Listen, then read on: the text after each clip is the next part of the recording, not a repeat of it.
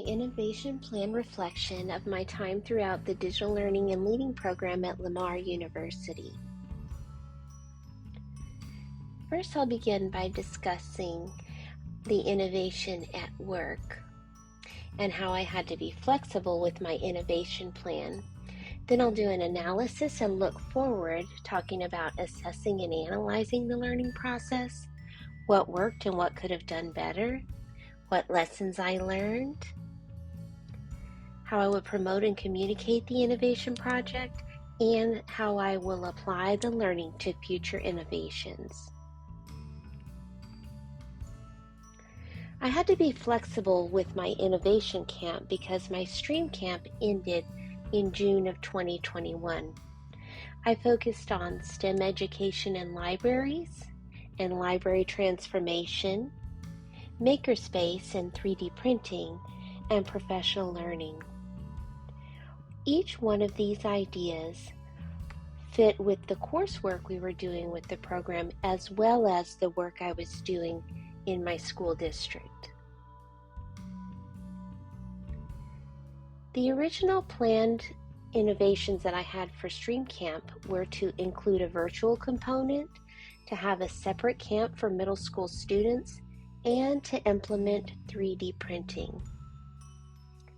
All of these occurred, and some were successful in some respects, and some had challenges in others. For example, for the virtual component, about 10% of the students attended virtually when originally we anticipated it would be 50% of the students.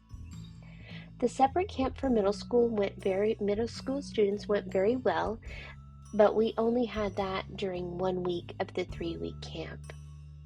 And we did attempt to implement the 3D printing, but the time that we had allotted for Stream Camp was pretty brief to complete 3D printing projects.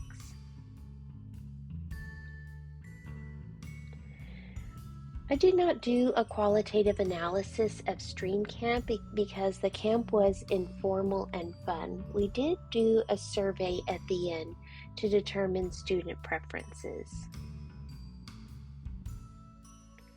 For another initiative, the 3D printer initiative that I started in Killeen ISD, I had just begun to do some surveys and some qualitative and quantitative research before the 3D printers were active in most of the libraries, but then I moved school districts.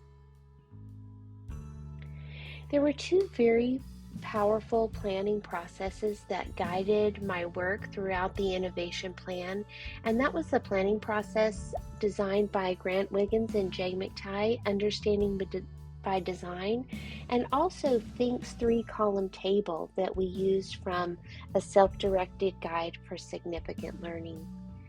These two planning processes really guided my thinking throughout the entire innovation plan.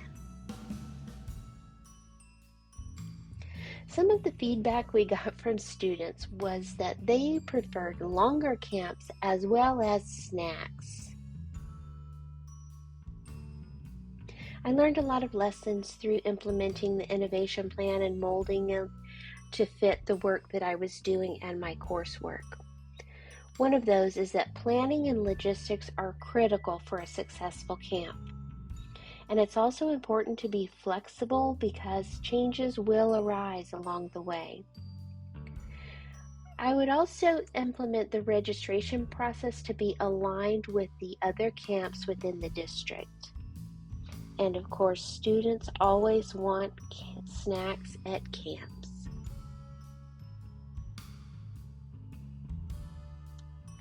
Since the original innovation plan was in my previous district, I won't continue to promote this innovation plan. I had the support of the communications department who did little videos and news reports, and they helped make the camp successful. I did write an article that I hope to send to TCEA's Tech Notes blog, but when I am ready to submit that article, I will include data that I collect from this upcoming summer camp in my new district. And this camp in Copperas Cove ISD will be promoted with flyers, emails to parents, and through social media. The two camps I'm involved in have some similarities and some differences. The Killeen ISD Stream Camp was for elementary and middle school students, both. It was kind of a homegrown camp where we designed our own activities and the librarians implemented those. Stream Camp was hosted through our school libraries, and there was no formal evaluation for effectiveness.